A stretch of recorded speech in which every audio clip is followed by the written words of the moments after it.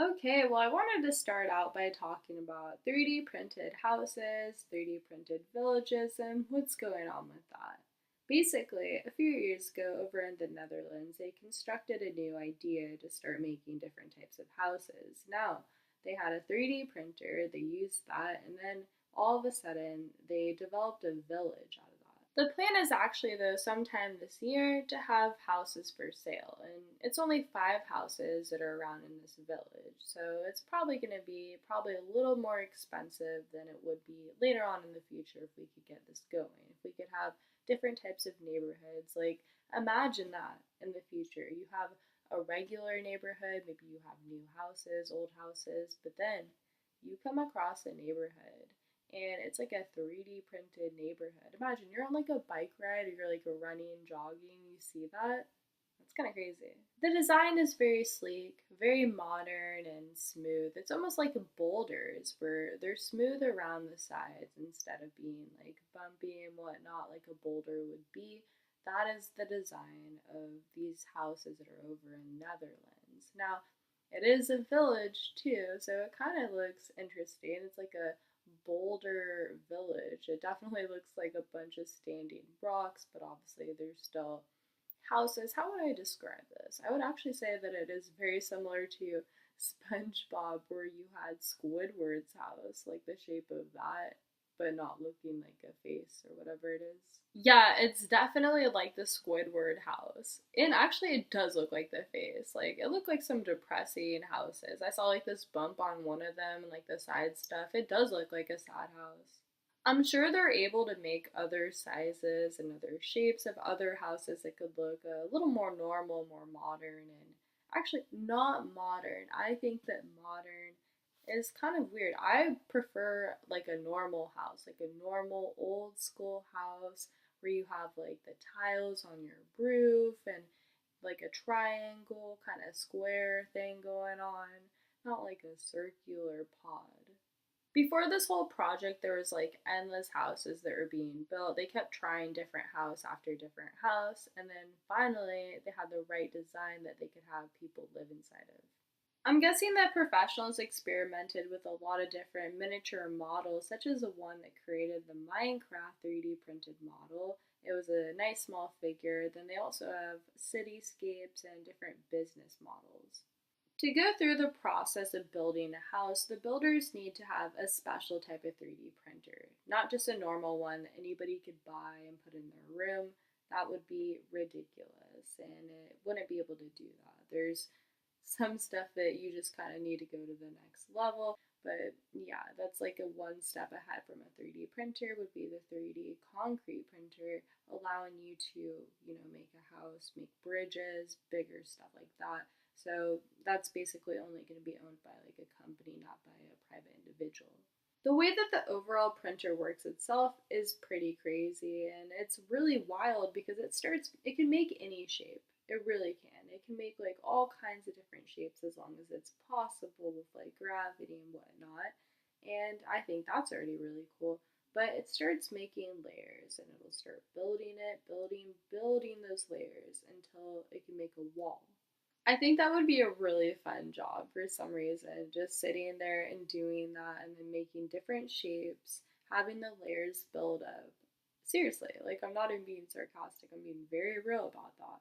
How cool would that be, seeing that unfold? It'd be like almost constructing like a big Play Doh in a way and like making it form, like, or clay or whatnot. You know what I mean? Like from a computer.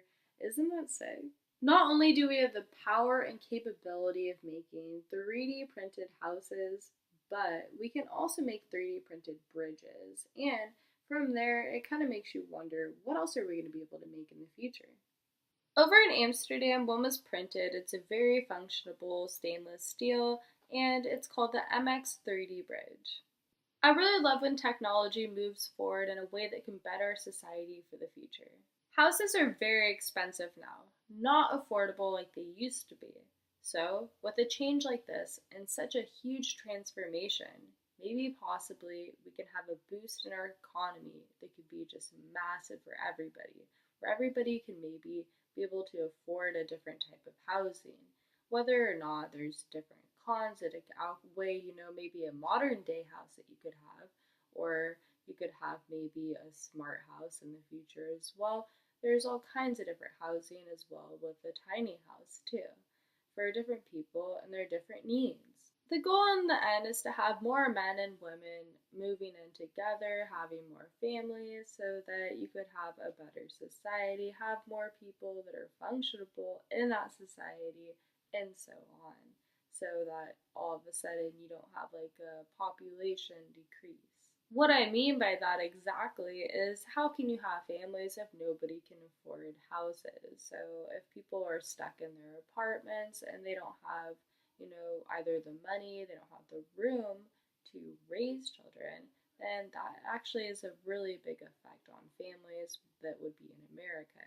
So when you have different housing situations like tiny homes, or maybe you would have something like a cabin, not exactly off grid, but something like a farm lifestyle or whatnot to save money. That's another type of thing.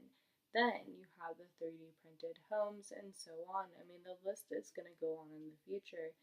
And the more different situations that we could provide for people and what they want to live in and what they can afford, it's better off that way so that they can have more space. 3D printed houses are a total win for capitalism in the future, and I think it's a good thing for the right because we can use this, we can use it to save money, we can use it to save money with families later on if that's something that you want to do.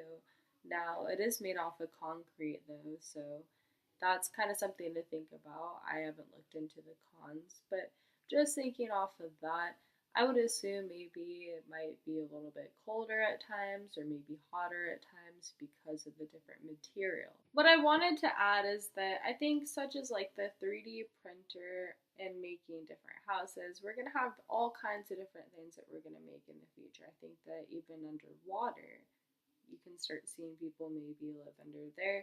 We already have houseboats. I know that's been around forever, but still, that's a different way of living. If you think about it, if you think about a houseboat where somebody's living off of the docks with their houseboat, that kind of is like, an idea that somebody had in their mind. They're like, well, other people, they live on land. I'm going to live on the water. So therefore, that's kind of like, we're all branched out. Technically, if you were to have one design, it would only be about $40,000, $100,000, which isn't really that much if you're thinking if it's closer more to 40,000.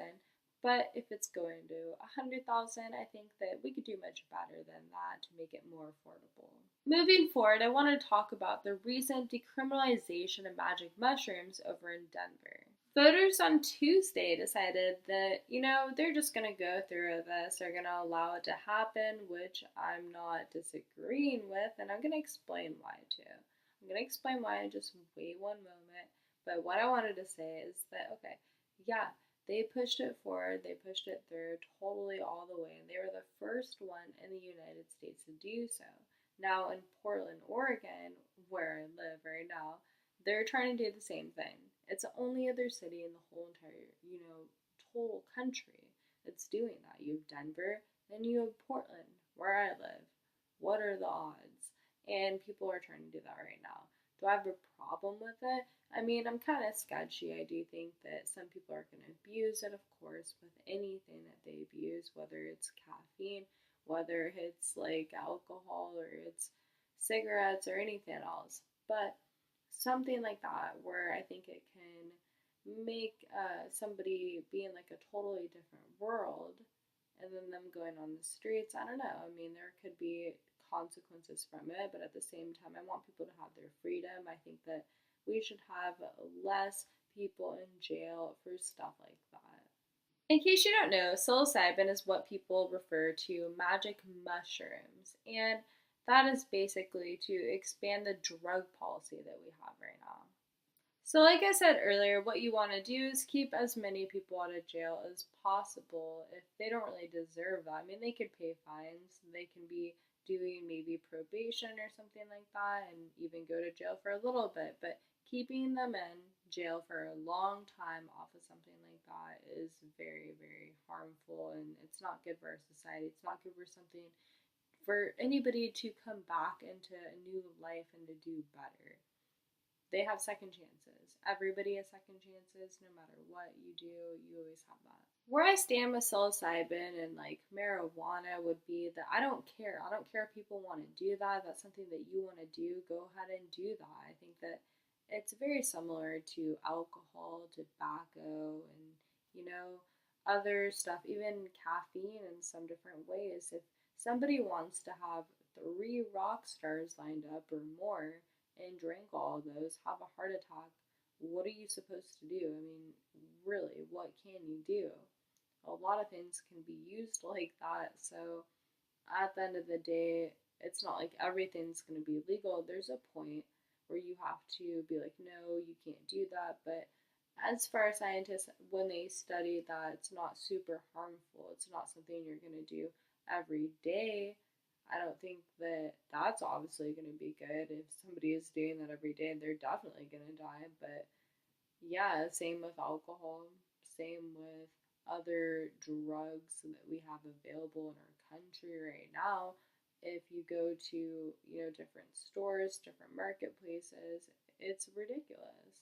On that note, I'm going to head out, but I'm going to have another video coming very shortly. There's a lot of videos on my channel if you want to go check them out, so I'll check you next time.